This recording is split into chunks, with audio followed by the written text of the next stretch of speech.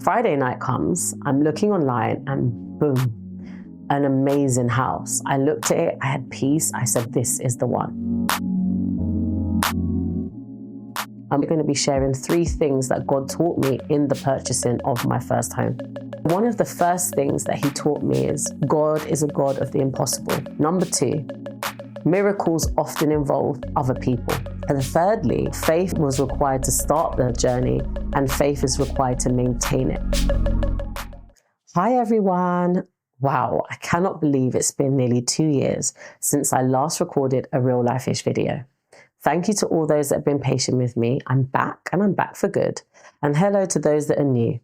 A few years ago, the Lord led me to create Real Life-ish, a platform mainly for the Christian community to build community and connection, because I felt like transparency was what was missing in the body of Christ.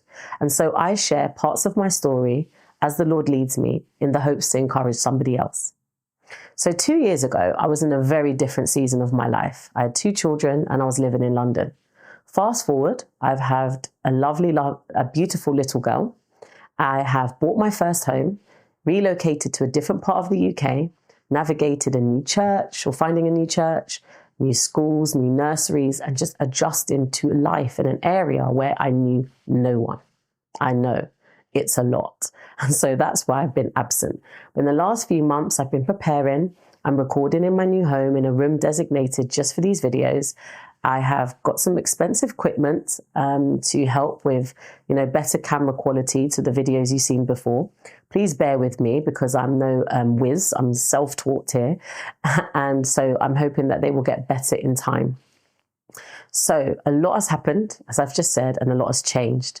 But today I'm only going to be sharing one testimony, and that is the testimony of purchasing my first house. And in the coming weeks and months, I have many more testimonies and things to share that I believe the Lord has taught me, shown me, and things to encourage others. I'm also going to be sharing 3 things that God taught me in the purchasing of my first home. And so, 2 years ago, I was living at my parents' home in a self-contained flat at the top of the house. And it was wonderful. I had so much support and it really was a great season. I didn't have to cook much and it was wonderful.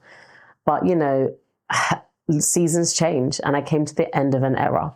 But when I looked at my circumstances, it just didn't really look like it made sense. My bank account didn't have the finances it needed to even think about purchasing a home. And, having to do things on my own as a single parent just felt overwhelming and impossible. But God. And in that time of really knowing and that my season had moved and changed and that I needed to move, I had to go back on my face and really trust God. And he really did provide miracle upon miracle. I had open doors of financial breakthroughs and blessings, and it started to look like maybe, just maybe, this could happen. And so upon seeking God, being before my face, I was like, okay, Lord, where would I even think to move? Where am I going to go? And the Lord led me to a particular area where I knew nobody, and it would be a step of faith, but something about it just gave me peace. And so I went online and I was looking through, navigating through the different websites, and I saw 3 properties.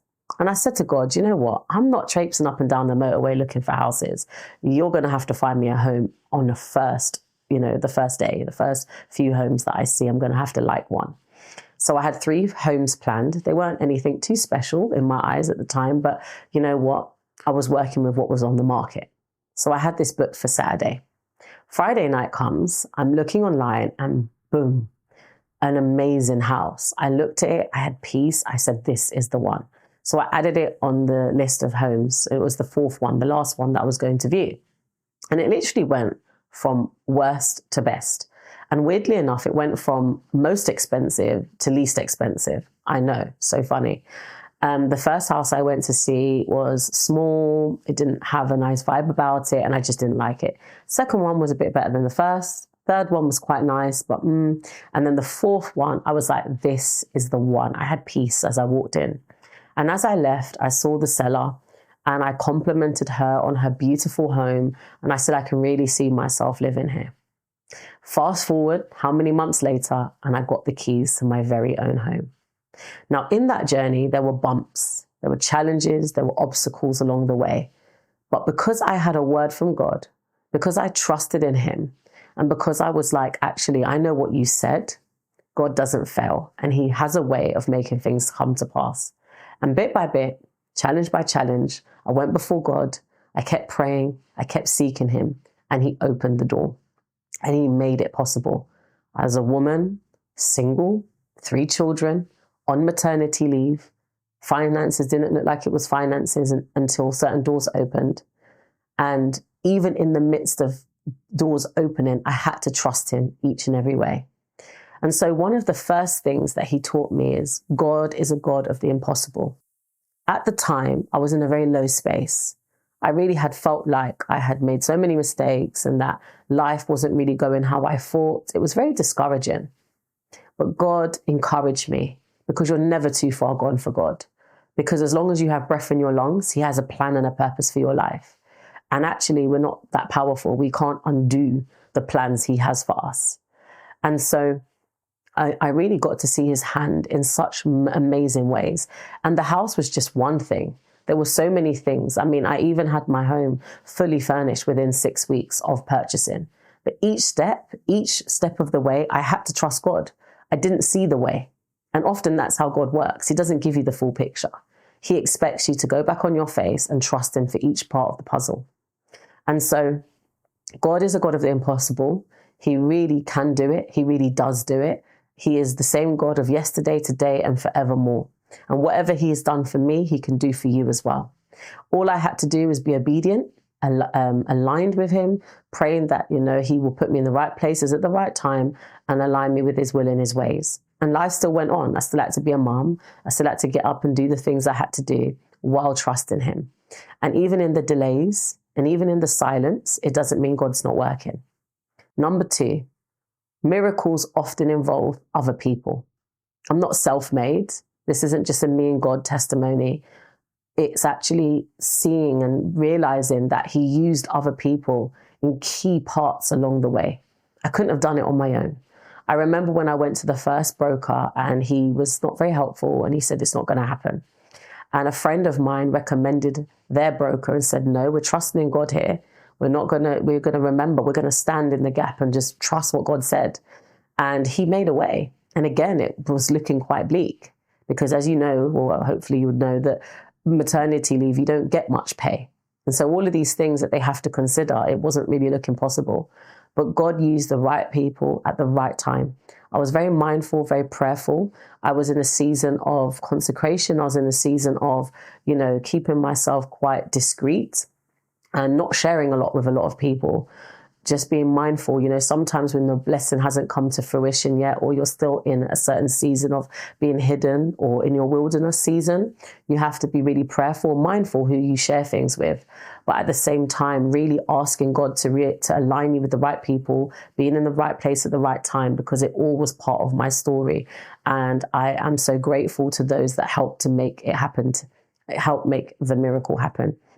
And thirdly, a lot of the time we start a walk in faith and then we try to neglect faith along the way. But faith is what it was required to start the journey, and faith is required to maintain it. Every blessing that is acquired by faith needs to be maintained by faith. I think about the story of Peter when he walked on the water. When he kept his eyes on Jesus, he was able to do the miraculous and walk on water. But the moment he started to focus on his circumstances and look down, he started to sink. And actually, God was teaching me so many valuable lessons in that, because there were so many times I doubted. There were so many times I was like, but how? But why? How's that going to happen? Moving to a place where I knew nobody. Well, what does that look like when I have so much support in London? But God was like, trust me.